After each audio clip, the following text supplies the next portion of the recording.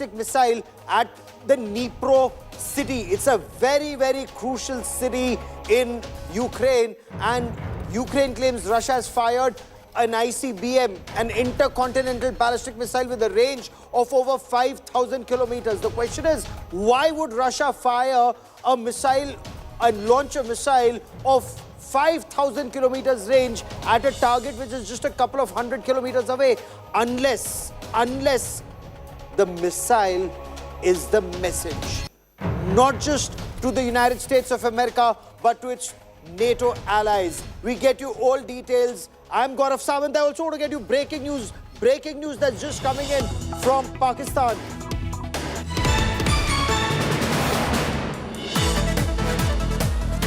Now we're told there's been a major terror attack in Pakistan and close to 50 people have been killed. 50 people are feared killed in a terror strike in the Khurram area of Khyber Pakhtunkhwa in Pakistan. That's the information that's just coming in. Now this is believed to be a targeted attack on Shia Muslims in Pakistan.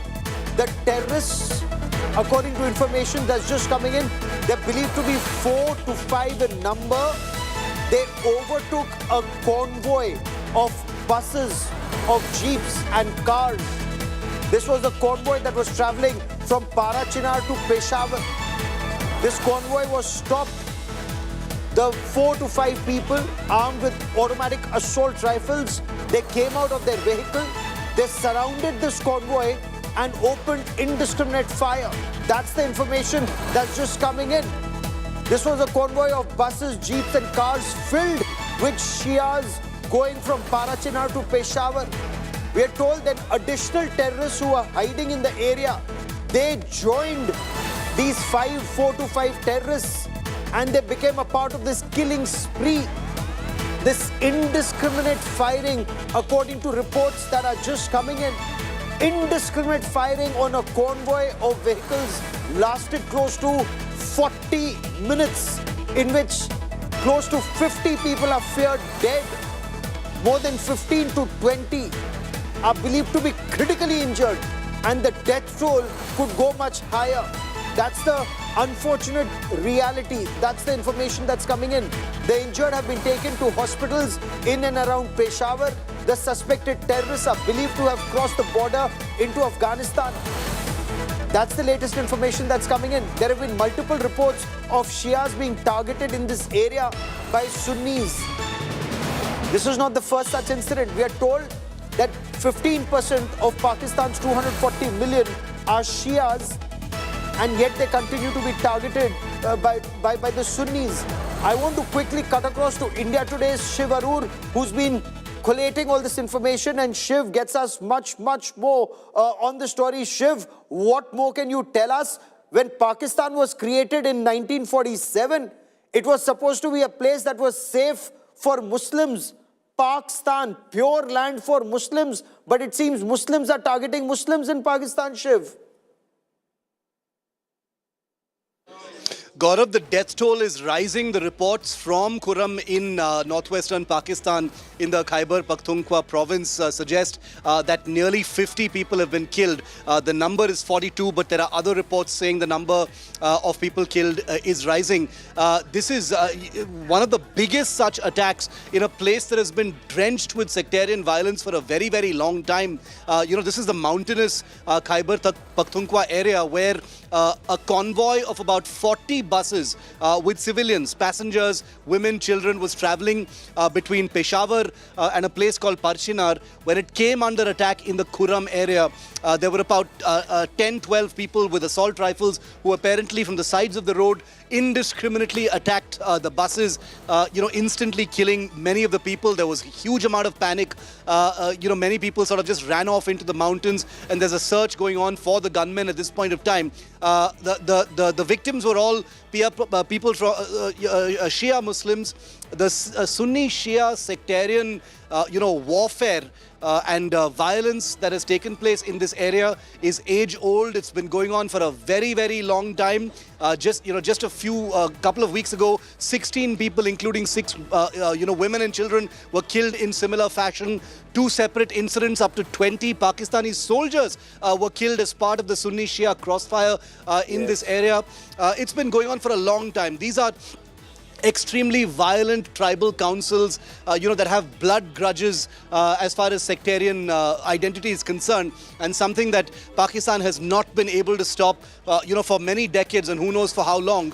And it's also a reminder to the world that, the Islamic Republic of Pakistan, which has always said it's a safe haven for the Islamic community. Just look at the kind of blood being spilt between sects. Shias are considered second-class citizens there. Ahmadiyas and others are considered, not even Muslims. There are frequent incidents of violence against them in that country. So this is there for the entire world to see. And what's happening in Kurram with, at least 42 killed and that number rising. Once again, a reminder that Pakistan is a terribly unsafe place, for everyone, for all of its citizens. And this is the same country that's trying to convince the world to send their cricket teams, for a Champions Trophy in that country.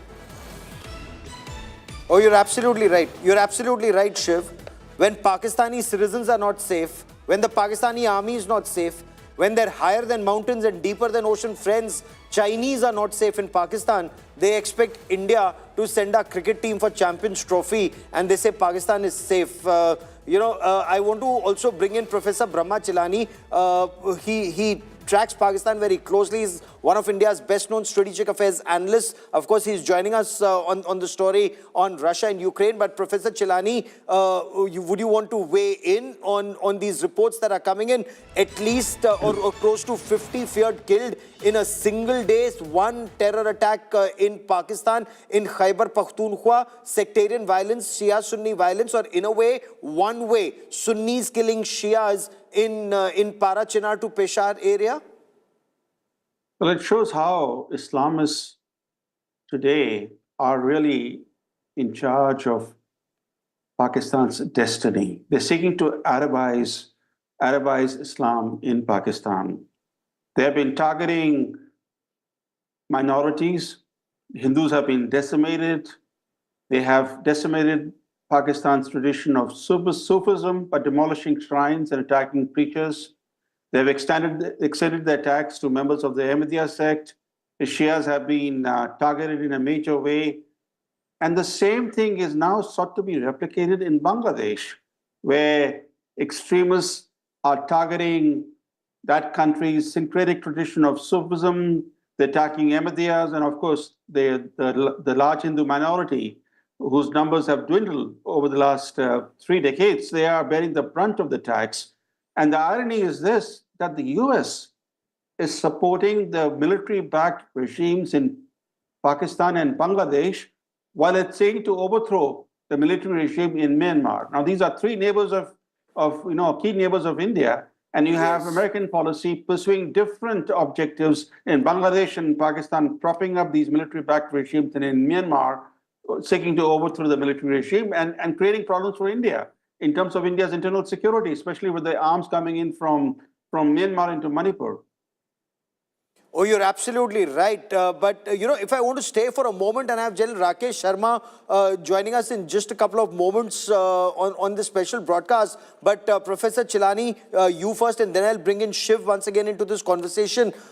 More than 1,500 people have been killed in Pakistan this year alone, in 2024 alone. And this isn't the worst year yet for Pakistan. 2023 was worse. What do you make of what's happening in Pakistan? And give me a moment, Professor Chilani. I have Khurram Iqbal, who joins us from Pakistan for more on this. Khurram Iqbal, ये जो पाराचिनार और पेशावर के बीच घटना हुई है, इसके बारे में आप हमें और क्या बता सकते हैं? तफसील से बताइए, हुआ क्या पाकिस्तान में? जी, सबसे पहले तो आपको अस्सलाम वालेकुम, नमस्कार। और आज सुबह के वक्त ये एक अफसोसनाक वाकया हुआ। ये कुर्रम का इलाका है जो कि खैबर पख्तूनख्वा का जो कबायली इलाके हैं, उनमें आता है। तो ये कोई 400 से 600 के करीब गाड़ियाँ थी मुसाफिर, जो पैसेंजर गाड़ियाँ होती हैं, ये सफ़र कर रहे थे बाराचनार से पेशावर की तरफ। तो जी। लोअर कुर्रम का इलाका है, एक मंदोरी, अगर मुझे बोलने में थोड़ा-सा उस लफ़्ज़ को जो है, मंदोरी का कोई इलाका था। वहाँ जी। पर कुछ मुसल्लह अफ़राद थे, जो आर्म्ड थे। उन्होंने, नामालूम हमलावर थे वो, उन्होंने उन गाड़ियों पर फायरिंग की और ख़वातीन भी थीं, बच्चे भी थे। तो अब तक की इत्तलात के मुताबिक 39 जो पैसेंजर थे, उनमें 6 जो वुमेन हैं, वो भी इंक्लूड हैं। उनकी डेथ हुई है और तकरीबन 20 जो हैं, वो ज़ख्मी हुए हैं। ये इश्यू बेसिकली ये भी है कि वहाँ पर मकामी जो कबाइल हैं, उनकी आपस की लड़ाई भी चल रही है और क्योंकि जो पारा चिनार का इलाका है, वहाँ पर अक्सरियत जो है वो अहले तशी जो शिया हैं, उनकी है। और कुर्रम की अगर अगर मैं आपको थोड़ी-सी लोकेशन के हवाले से बता दूँ, तो जो जी। कुर्रम का जिस एरिया के अंदर ये इंसिडेंट हुआ है, वो करीब पड़ता है अफ़गानिस्तान बॉर्डर के। और ये जो एरिया है, ये काबुल के करीब तरीन समझा जाता है, खैबर पख्तूनख्वा के जो इलाके हैं बाकी उनकी निस्बत। और अच्छा उन ये एरियाज़ के बताइए, अंदर अभी जुलाई में भी मैं पढ़ रहा था बिल्कुल अभी कि जुलाई में भी इस तरह का एक हमला हुआ था। हालांकि उस हमले में तो कुछ जमीन को लेकर विवाद था जिसमें करीब 50 लोग उस समय भी मारे गए, लेकिन उसमें शिया और सुन्नी दोनों मारे गए थे। ये बताइए, ये हाईवे बंद कर दिया गया था, अभी जब हाईवे खोला दोबारा तो क्या पाकिस्तान आर्मी ने या फ्रंटियर कांस्टेबलरी ने या किसी ने सिक्योरिटी नहीं दी कि इतना बड़ा कॉन्वॉय जा रहा है, शिया सुन्नी वहां वैसे ही टेंशन चल रहा है, तो शियाओं को सुरक्षा नहीं दी, सिक्योरिटी नहीं दी? नहीं, नहीं, बिल्कुल एस्कॉर्ट किया जा रहा था, सिक्योरिटी एहलकार मौजूद थे। लेकिन काफ़िला क्योंकि बड़ा था, तो इतनी बड़ी तादाद में वहाँ पर सिक्योरिटी एहलकार जो हैं मौजूद नहीं थे, बल्कि एक जो सिक्योरिटी एहलकार था, वो भी इस वाक़ये में जो है वो इस फायरिंग के वाक़ये में ज़ख्मी हुआ है। वो एरिया ऐसा है कि वहाँ पर पहाड़ी इलाका है, और वीडियोज़ भी आप तक पहुँची होंगी, वीडियोज़ आपने देखी होंगी। तो जी। वहाँ पर जो है वो पहुँच जो है वो थोड़ी-सी मुश्किल होती है। काफ़िला बहुत बड़ा था, ख़वातीन बहुत ज़्यादा थी, तो कुछ जो ऐनी शाहिदीन थे जो सर्वाइव किए हैं इस सारे इस इंसिडेंट में, उनके बकौल उनको कुछ समझ नहीं लगी कि इस कदर अचानक ये अटैक था, और इतनी बड़ी भारी मिकदार में जो है वहाँ पर फायरिंग की गई, इतनी ज़्यादा हैवी फायरिंग थी कि उनको बिल्कुल भी समझ नहीं लगी। वो अपने बच्चों को और खुद को सेव करने के लिए, महफूज़ रखने के लिए वो बच-बचाव करते रहे। लेकिन जब ये फायरिंग का सिलसिला थमा, तो उसके बाद वो जो लोग वहाँ मौजूद जो बचे, उन्होंने कहा कि हमने जब देखा तो वहाँ पर लाशें थीं, और लोग ज़ख्मी थे। तो सिक्योरिटी उनके साथ मौजूद थी और सिक्योरिटी उस एरियाज़ के अंदर रहती है। तो लेकिन क्योंकि क्यों कबायली क्यों इलाका ऐसा है। हो रहा है खुर्रम की सुन्नी लोग शियाओं को मार रहे हैं वहां पर? नहीं, ऐसा वाक़या बिल्कुल भी नहीं है, ना अभी तक कोई ऐसी इत्तला आई है। अलबत्ता यहाँ तक कुछ इत्तलात आई हैं कि कुछ वहाँ पर कबायलियों का आपस का जो इश्यू था, उसको समझा जा रहा है कि कोई ज़ाती लड़ाई थी। लेकिन जैसा मैंने आपको बताया कि ये एरिया जो है वो अफ़गान बॉर्डर के बहुत क्लोज़ है, और उन एरियाज़ अफ़गानिस्तान के वो एरियाज़ जहाँ पर दाइश और जो तहरीक तालिबान वाले हैं, वो बैठे हुए हैं। और इससे पहले भी जो वाक़यात हुए हैं, उनमें भी जो हैं वो खैबर पख्तूनख्वा के जो बाकी एरियाज़ हैं, वहाँ पर फितनतुल ख्वारिज जो हैं, जो कि जी। वहाँ बॉर्डर से जो इधर आकर अटैक्स करते हैं, तो इसमें कोई अभी मतलब तस्दीक नहीं हुई कि इसमें शिया सुन्नी का कोई अंसर पाया जाता है। ज़्यादातर फितनातुल यही कहा ख्वारिज, गया है कि मतलब उनको अब एक नया नाम दे दिया गया है पाकिस्तान में। I want to bring in general Rakesh Sharma into this conversation. Khurram रहिए हमारे साथ, professor Brahma Chellaney also with us. फितना उत ख्वारिज, आउटकास्ट, मतलब the same Tehreek-e-Taliban Pakistan that was once trained by the Pakistan army along with Lashkar-e-Taiba and Jaish-e-Mohammed, General Sharma, is suddenly Fitna-ut Khwarij or outcast for the Pakistan army. So they are the bad Taliban. Lashkar-e-Taiba and Jaish-e-Mohammed remain the good terrorists for Pakistan. So that discrimination still remains, snakes in the backyard biting them, but that differentiation does not stop in that country, sir. Thank you for inviting me, Gaurav. The fact of the matter is that these areas, as you start from the Fata or come down to Baluchistan, are really ungovernable for Pakistan Army, despite whatever the efforts that they're doing.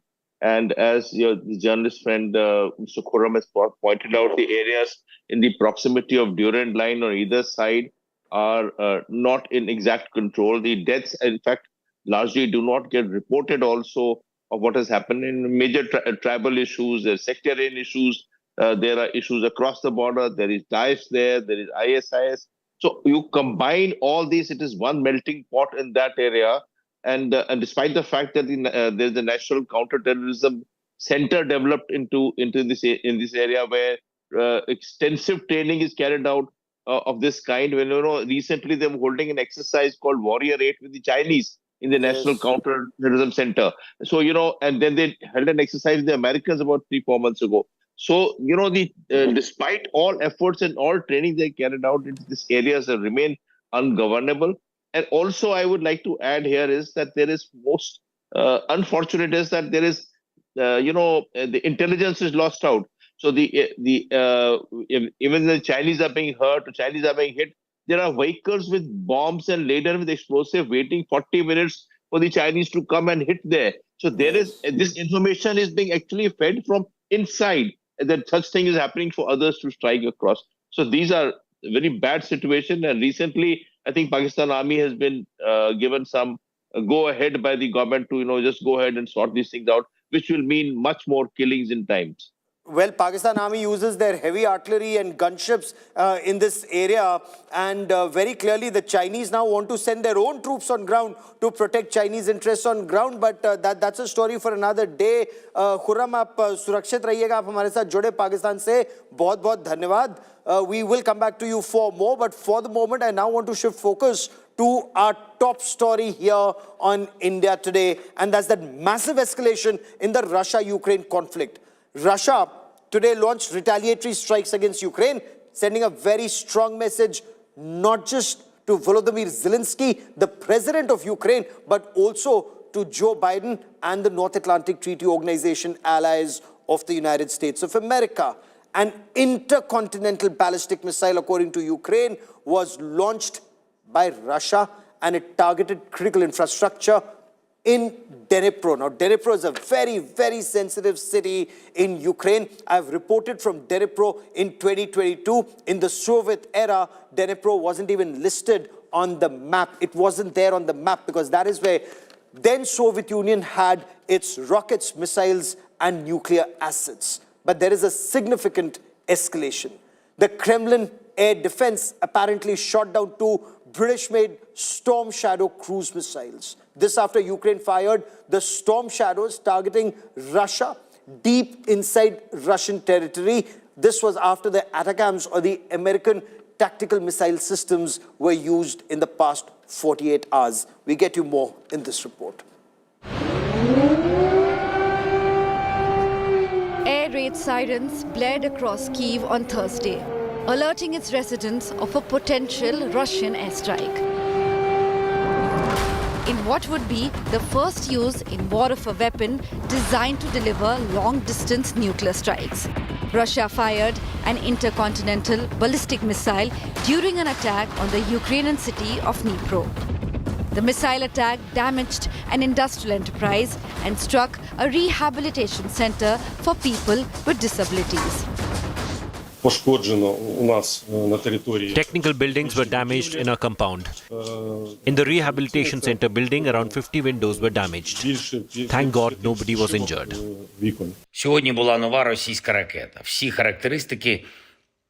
Today there was a new Russian missile. An investigation is currently underway. It is obvious that Putin is using Ukraine as a testing ground.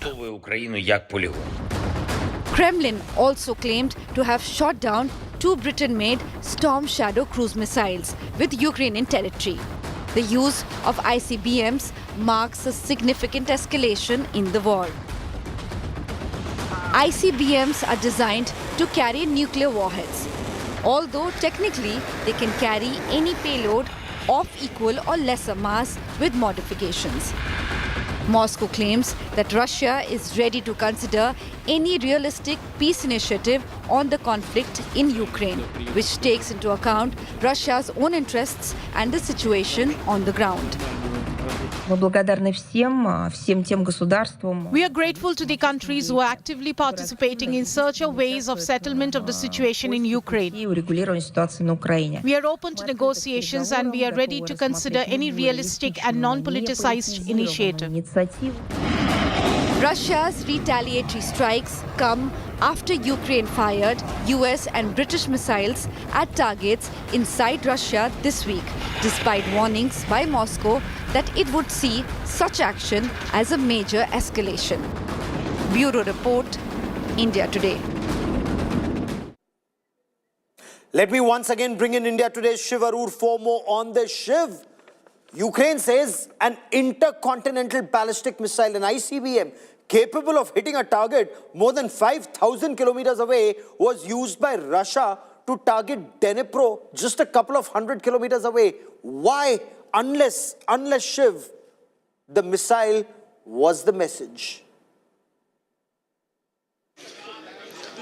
Gaurav, what President Putin has done by getting his missile forces to launch a non-nuclear tipped intercontinental ballistic missile into Ukraine in the Dnipro region, which you are familiar with, is a textbook definition of a missile as a message. Obviously, this missile was not launched in order to create large-scale destruction, or to, attack some particular target, but was obviously intended as a strategic message. Remember, it comes a couple of days after Ukraine was cleared by the United States to use long-range weapons like the ATACMS. The United Kingdom had cleared Ukraine to use Storm Shadow long-range cruise missiles as well, which triggered a tweaking of Putin's nuclear policy, making it possibly simpler or easier, the trigger to be much shorter for nuclear weapons to be used in any kind of an exchange. But now by brandishing and flaunting an intercontinental ballistic missile, which usually sport ranges in excess of 10 to 12,000 kilometers and are literally intended for intercontinental nuclear attack in a kind of Armageddon-like scenario, to use that against Ukraine is basically a message to NATO and to the United States. The fact that the outgoing Biden administration has affected this escalation at this time between Russia and Ukraine, says a lot about how it seems like the deep state and Biden's administration may be wanting to, create even more of a mess for Donald Trump to inherit when he takes office in January. But it's a dangerous situation. I don't think things will go nuclear, but here's Putin launching a missile that is in all respects intended to be nuclear, and he's telling NATO and telling the United States, don't push it. Oh, absolutely. It's a very dangerous situation, Shiv. For the moment, many thanks. I quickly now want to cut across to Ukraine, where Dr. Yulia Phil, a strategic affairs analyst, joins us from Ukraine's capital, Kiev, for a one-on-one interaction. Dr. Phil, is it now confirmed that it was indeed an intercontinental ballistic missile? And what more can you tell us? What's been the impact? Some of the images that we are showing our viewers from Dnipro, or Dnieper, as Ukrainians call it, seem to indicate that the situation is quite tense across Ukraine. Gaurav, good evening. Thanks for your question. I'm from Kyiv, and today I woke up in the morning at 5 o'clock because of air alert, and I started to check the monitoring channels, what's going on, and I saw the message that it's the high risk of applying intercontinental missile. Ballistic missile for Ukraine. They even name some title. It's Rubezh missile from Astrakhan region, and I decided that it's something very dangerous, something new, and that's why I spent the morning in the shelter today. Luckily, not luckily, not appropriate word here. Kyiv was not attacked today, but Dnipro was attacked, and Yes. Ukrainian government reported that among the 9 rockets, missiles that strike Dnipro today was the intercontinental ballistic missile. The President Zelensky told that there are all characteristic of such type of missile there. Of course, no one can tell for sure, but this kind of information comes from our government today. So, Dr. Yulia, Ukraine has fired both ATACMS, those American-made missiles, and the British-made Storm Shadows. Is there an apprehension that the coming days and weeks could see massive escalation? The fact that US and United Kingdom allow us to strike objects on the Russian Federation territory, it will give us some window of opportunity which we can use very usefully, very effectively for ourselves. I do hope for it. Because yes, you are right, we are kind of lack of human resources, we are lack of soldiers. That's true. Ukraine is not Russia. Yes, we have much more less population than Russia Federation. We cannot compete with Russia in our human power, unfortunately. And also we are democracy. It's not easy to mobilize people to the war in the democracy state.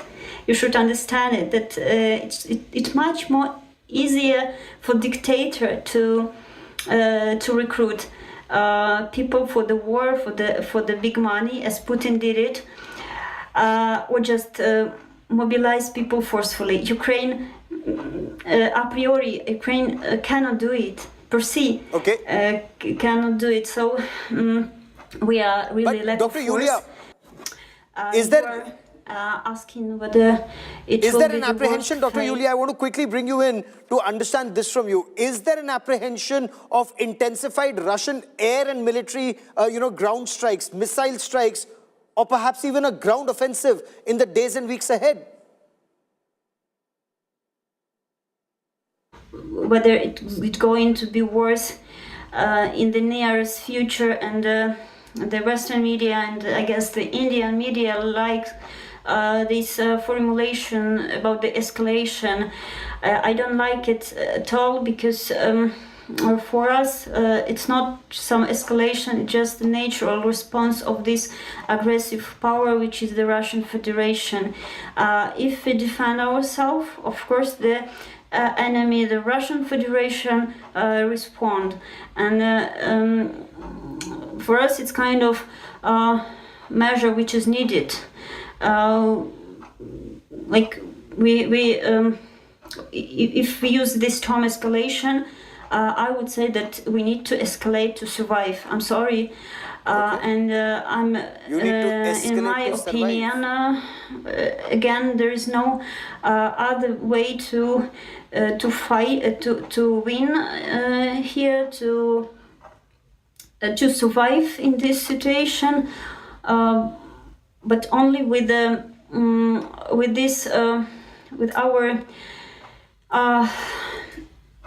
That's an interesting perspective you give me, ma'am. readiness. You say you need to escalate to survive. But when you say you have to escalate to survive, does Ukraine have adequate resources? Do you have the manpower? Do you have adequate number of missiles, weapons, replenishment of ammunition for a surge in operations that you need to undertake, or that's likely to happen in the days and weeks ahead? We are lack of human force, but I hope we still can compensate it by our high technological drones and other techniques, other weapon. Our high technologically advanced weapon. Yeah. Dr. Yulia Phil, for joining me here on India Today. Many thanks. I now want to bring in Professor Brahmachalani once again, and General Rakesh Sharma. Also now joining us from Moscow is senior journalist Zenia Kondrateva, who's been covering this conflict for the past 2 years. General Sharma, how serious is this escalation, the use of the ATACMS and Storm Shadows by Ukraine, and Ukraine saying that Russia fired an ICBM? Okay, thank you. Gaurav, first thing I'll say is that President Trump during the electoral campaign had said he will finish the war in 24 hours, and he'll do so even before he takes over as the president. You know, immediately after the result was announced, the escalation took place. The first 300 drones were sent by Ukraine, and at the same time when Valdai dialogue was on in Moscow, which is a major event, and President Putin was addressing, he spoke about 4 hours in that event. And subsequently, what has not been done for 1,000 days of war has been done now in the course of last 3 to 4 days, where the ATCMS and also the UK missiles have been allowed to use, as also the Americans have permitted mines to be used, which are self-destructible fine. So when you count these three things together, plus the $300 billion aid which has been announced in last 3-4 days, the whole thing is an escalation by itself. And when you start hitting Russian target, there would obviously be a serious response. So that, it is an escalation. It's very serious. Now, I personally presume it's not an intercontinental ballistic missile.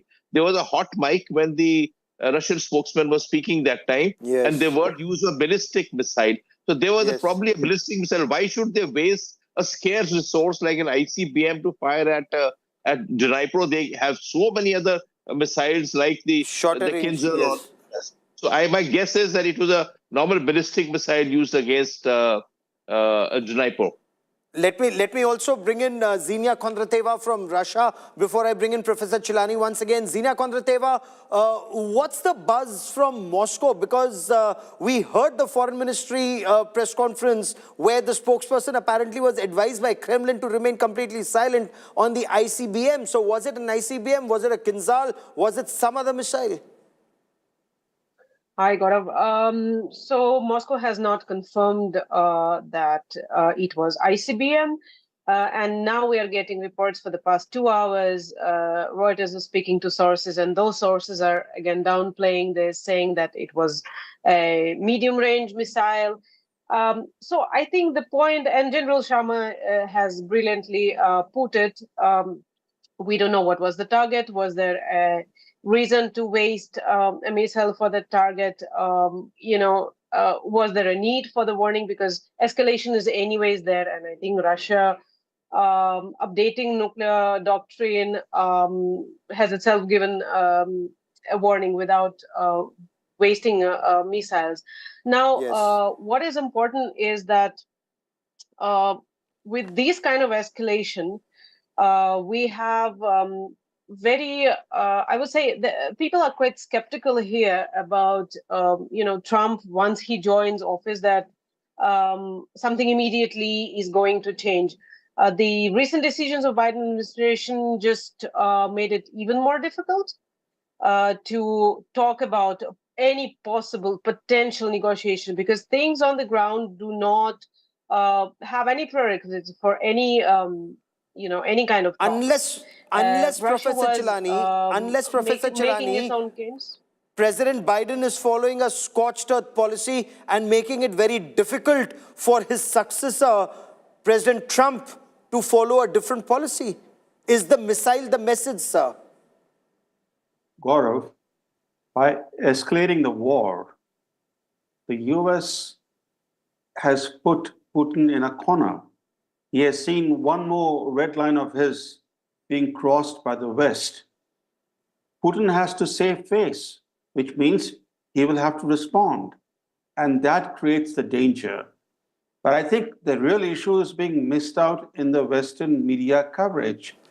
It was the German Chancellor, Olaf Scholz, who a few months ago let the cat out of the bag when unintentionally he exposed the covert American Anglo-French involvement in the war by declaring that Germany will not participate in such control of targeting. He revealed that these other three countries were secretly helping Ukraine by providing these long-range missiles, by providing those missiles, they were able to control targeting in Russia, because these missiles depend on US navigational data and satellite reconnaissance capability, whether it's the British Storm Shadow missiles, or the French Scalp missiles, or the American Army tactical missile system. They all depend on the US navigational data and US satellite reconnaissance capability. In effect, the Americans are controlling targeting, and it's even in doubt whether these missiles are actually being fired by Ukrainians themselves or special forces from the US, France, and Britain are helping the Ukrainians on the ground in Ukraine to fire these missiles into Russia. That would mean, Professor Chilani, that this is already NATO versus Russia. That would mean it's already the start of the Third World War if Russia were to target those launch pads where these missiles have been fired from. Of course, they could be fire and forget systems. The missiles would have moved away. But if Russia has intelligence, and if God forbid, if American or British soldiers are killed on Ukrainian territory, that would mean massive escalation. The danger, as you rightly point out, is that Moscow will now believe NATO has gone to war with Russia and that it will proceed accordingly. And given the fact that this escalation has happened at a time just when the new US president is about to take over on January 20th, it actually makes the situation worse for Trump. It makes it also very dangerous for the world, because between now and January 20th, we have almost 2 months left. Yes. And in those 2 months, this war can go out of control. It can escalate to a point where the security, not just of Ukraine, Ukraine is bearing the brunt of this war. Ukrainians are suffering. In fact, this escalation would mean more suffering for the Ukrainians. But this escalation now, at this stage, brings danger to the rest of the world, including people living elsewhere, including in India or in Latin America or Africa, wherever we are. International or especially in the immediate belt. Would Europe be the immediate target, whether directly or indirectly? There are countries that are already hinting at a hybrid war. General Sharma, will immediate ground operations follow? If you were to be the general on ground, how would Russia respond? Take the battle to Kursk, take the battle to Donetsk, or would Russia do something much, much bigger to send out a clearer message, General Sharma? So I think 2024 is a year for the Russian armed forces. 2023 wasn't it. This year, they have captured nearly 1,250 square kilometers of territory in the east, and they lost a little area in Kursk. Now, Kursk seems to be a disadvantage to Ukrainians today, because the 10,000 additional fresh troops from North Korea have come in, and they are pushing the Ukrainians back in that Kursk area. And then, of course, there is a paucity of troops for Ukrainians to defend on the eastern front. So, see, both ways they have been, I think that Kursk will turn out to be a little fiasco for the Ukrainians in the overall, when you start counting it. I think as the way things are progressing, the Russians will rest themselves on the Dnipro River in the course of next few months, and maybe because the progress has been steady, it has been slow, steady, and it has been commendable. Now, if you say the way the things are going, you have to take a step backwards, the West. I'll say one more thing here. You see, President Trump's dislike for NATO stands out for Trump 1.0. Now, he comes in here, there should be an anxiety in the mind of Europe about what will happen when President Trump comes in 20th, and what does he do to NATO, and what does he do to European Union as a project. And all these things put together, the window for whatever the West can do, President West can do, is only 2 months. After that, what happens, it'll be most unpredictable. Today, you can't outguess what's going to happen after 20th of January. Yes, but as of now, we are having trouble even outguessing what will happen in the next couple of days and weeks. The manner in which the storm shadows and the ATACMS have already been used, anti-personnel mines are being given, and that would indicate, Zenia Kondrateva, anti-personnel mines would indicate that Ukraine is apprehensive that Russia could mount an offensive towards the east, so they would want to ensure that Russia does not reach the Dnipro, the Dnieper River, as Ukrainians call it. Is Russia actually putting together, Xenia, about 50,000 troops, including 10,000 from North Korea, for operations in Kursk? Will Russia focus on the Kursk front or the Donetsk eastern flank? Well, I'm not a military analyst to answer this question, but yes, because Kursk is the area where Ukraine have transferred most of its most capable troops and the military equipment. Russia is trying to take, it seems from what we see on the map, Russia is trying to take advantage and move forward on other parts of the front line. Now, Dnipro is, it's an aim, but it will be a very difficult task at the moment, and that's what most of Russian military experts are projecting. So I think it will move around the Donetsk area, because that's where it has been making some gains. Zaporozhye is another very important field because of the nuclear power plant. So securing those areas would be crucial. And then it will come to Kursk most probably. But Kursk has not been, while the fighting has been very fierce there, and there have been casualties on both sides. That's what we get from the reports. Probably right now, it's not the priority. Fair enough.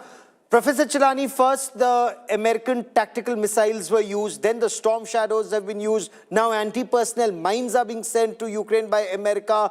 How do you see this escalation in the days and weeks ahead?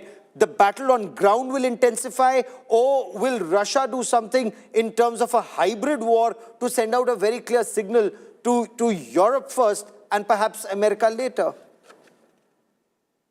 The decision to transfer anti-personnel landmines to Ukraine is an indication of where the battle of how the war is going. The war is going very badly for the Ukrainians. So now the whole strategy has changed. It is not to reclaim territory that has been lost, rather to prevent further loss of territory. That's the reason why these anti-personnel landmines are being rushed to Ukraine, to create this kind of defense against the advancing Russian forces. Now, more than $200 billion worth of Western military aid and other aid has been sent to Ukraine, but that hasn't changed the tide of the war. And as the New York Times reported recently, the sense of pessimism in Kyiv and Washington is deepening. The war is going badly for Ukraine, and the choice before the US today is either to accept a strategic defeat in Ukraine or cut Western losses and seek a ceasefire. These are the only two options now available to the US. And Jalil Sharma, it's peak winters already, it's freezing temperatures. It will be, of course, peak winters in December and January. Is that good for launching ground operations, or is it time to hunker down, stay in the trenches? And will Russia make that dash for Dnipro as the boundary, or would Russia rather retake Kursk first? So I think the forces being deployed in Kursk are already doing fine job, which is the forces of the North Koreans, and joined up with the Russians. So I think that's a area which is separately sealed out. I'll say that they're always in the third winter now.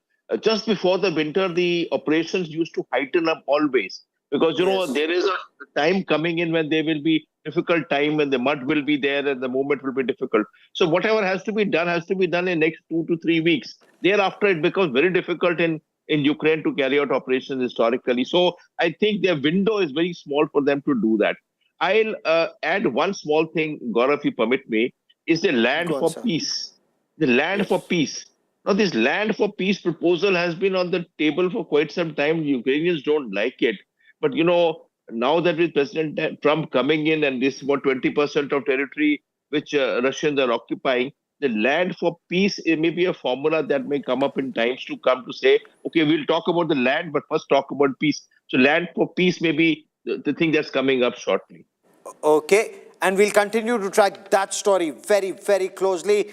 Professor Brahmachilani, Janil Sharma, and Zina Kondrateva for joining me here on India Today, and Dr. Yulia Phil from Ukraine earlier. Many thanks. I need to slip into a quick break here, but don't go anywhere. On the other side, these days, this has been 1,000 days since the start of that Russia-Ukraine war. What's happened in the past 1,000 days is a story that's extremely sad and unfortunate. Massive losses of life and property on either side. Sadly, more on the Ukrainian side. Details coming up.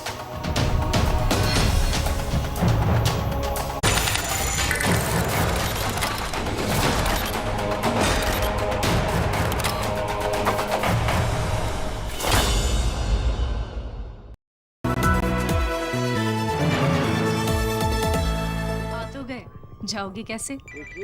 Hello, मैं आ रहा हूँ। भगा कर ले जाऊंगा। Security! भाग गए, पकड़ो उनको। हेलो। बोला था ना, भगा कर ले जाऊंगा। एक हिंट तो देते? हिंट? बड़े आराम से। Motorola Razr 50 Ultra comes with Google Gemini.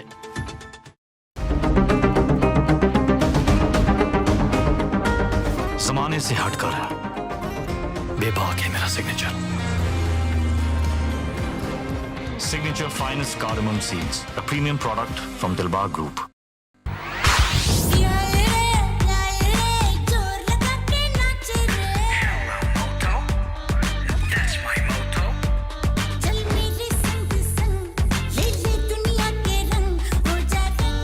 हो जा रंगीला रे with Motorola's incredible range of smartphones. Hello, Moto.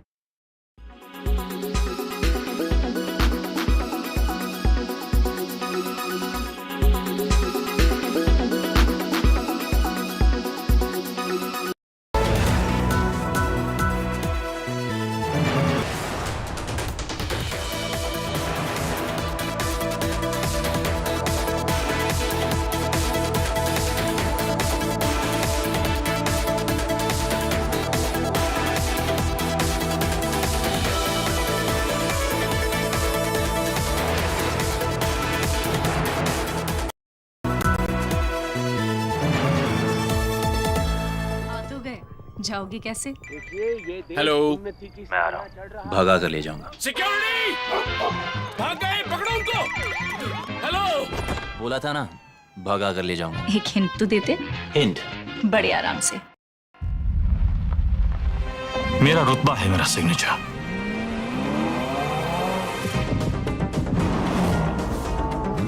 मेरा जज्बा है मेरा सिग्नेचर।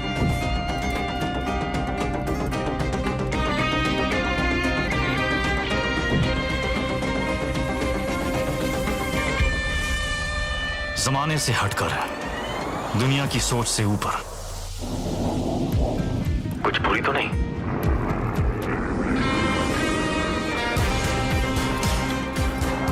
बेबाक है मेरा signature.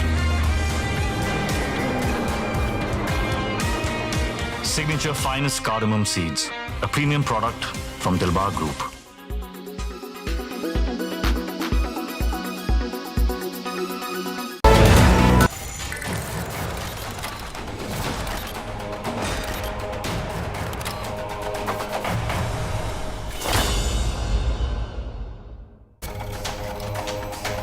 Welcome back. The Russia-Ukraine war has been on for over 1,000 days now. And this is the deadliest war since the Second World War in Europe. It's left a massive human and economic scar on both sides. And sadly, now with storm shadows and Atacam missiles being used and intercontinental missiles being talked about, there is no sign of de-escalation just as yet. Ой, у лузі червона калина похилила на Україна. Kiev residents and Ukrainian servicemen lit 1,000 candles beneath the city's towering Ukrainian motherland monument statue on Tuesday. Ukrainians marked 1,000 days since Russia's full-scale invasion on 24th February 2022. 1,000 days is not just a number. It is 1,000 days of struggle. Struggle, indomitability and unity.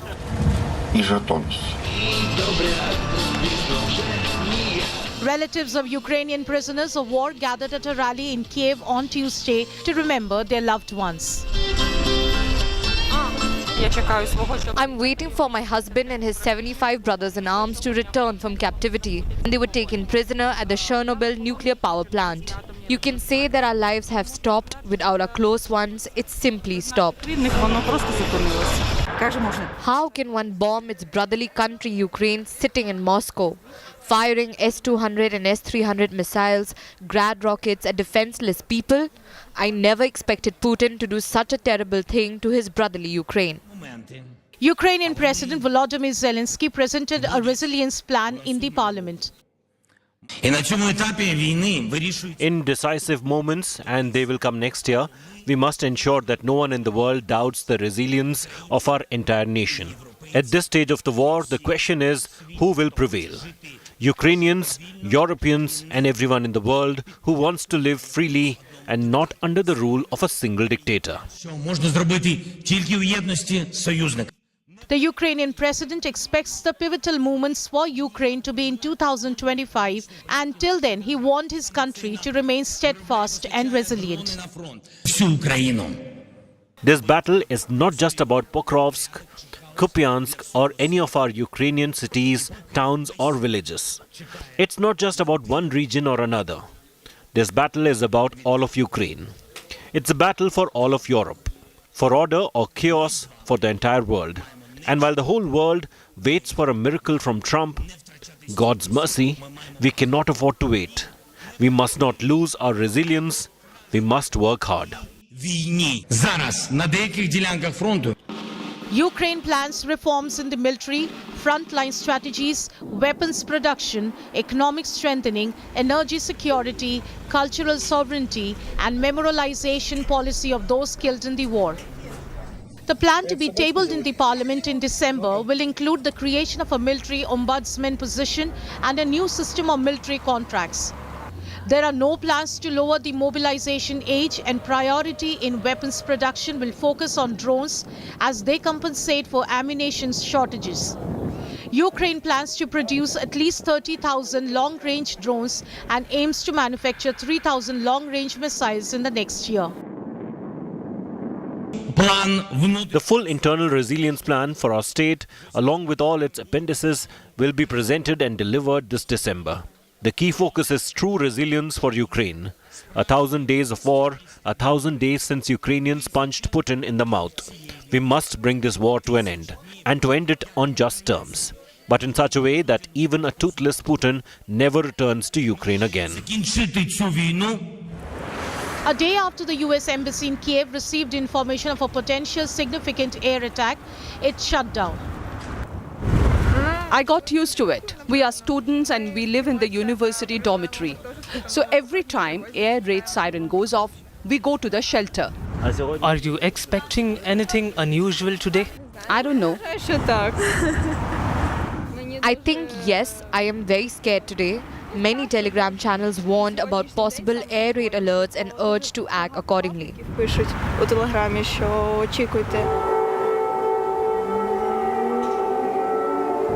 Ukraine's air defense units repelled a Russian air attack on Kiev early on Wednesday morning. It was another anxious day in Kiev. I have my grab bag ready. I live nearby. I'm ready and I'm worried. But I think It will be fine because our armed forces are the best. Everything will be fine. I hope so. And the war goes on in Ukraine. Russian forces started their special operations in Ukraine in February 2022. Russia insisted that this special operation was for the self-determination of the rights of people in the Donbass region, in Donetsk and in Luhansk. But since then, for over 1,000 days, it's built into a strategic war and a war of strategic alliances with neighbors and friends, creating its own power axis. Russia challenges NATO directly. At the same time, Russia has maintained its stance about peaceful resolution of this conflict, while it has taken control of nearly 1/5 of Ukrainian territory since 2022. С нами ли портал News.ru? Да. Да, у меня брифинг. Russia's foreign ministry spokesperson was phoned during a live briefing on Thursday and told not to comment on reports Russia had fired a ballistic missile at Ukraine. Hello. Yes, I'm at a briefing. About the ballistic missile strike on Yuzmash that the Western media are talking about, we are not commenting at all. Yes, okay, thank you. Ukraine claimed Russia has fired the ballistic missile. The West believed it, but Kremlin refused to accept it. Just like it refused to accept that the North Korean troops were engaged in the Kursk region fighting a Russian war. Instead, more than 70 animals and birds from Moscow Zoo have been flown to Pyongyang as a gift from Russian President Vladimir Putin. A Russian government delegation was at Pyongyang to discuss trade, economy, science and technology. Bilateral cooperation in different fields, including power, agriculture, education, public health and tourism, was also on the table between the two countries. Pyongyang and Moscow have ramped up diplomatic and economic exchanges in the past few years. Years in which Russia has been slapped with multiple sanctions by the West for Ukrainian invasion.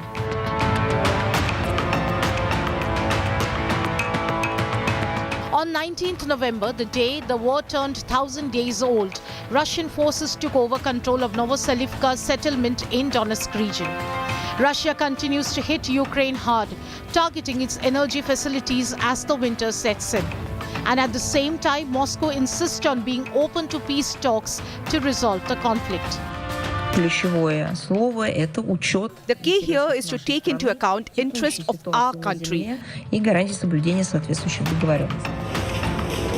Just like North Korea, Russia engaged with its allies like Egypt to rally its own power axis. It successfully conducted a strategic nuclear exercise in the last days of October, and then Russian President Vladimir Putin approved changes to Russia's nuclear weapons policy, lowering the threshold for a nuclear strike in response to a broader range of conventional attacks.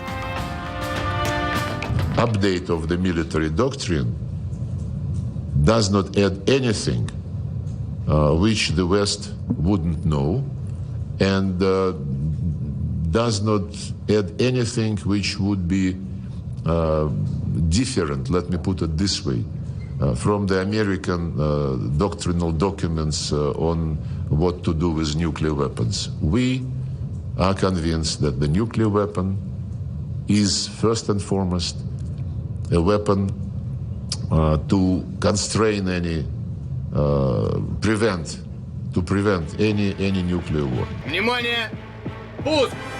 Russia remains defiant in its own stand and continues to play its own power games that eerily resembles the Cold War era power division of allies. The apprehension is things will get worse before they get better. But we will track the story very, very closely. That is all I have time for on this India Today special broadcast. Many thanks for watching. News and updates continue on India Today. Stay with us.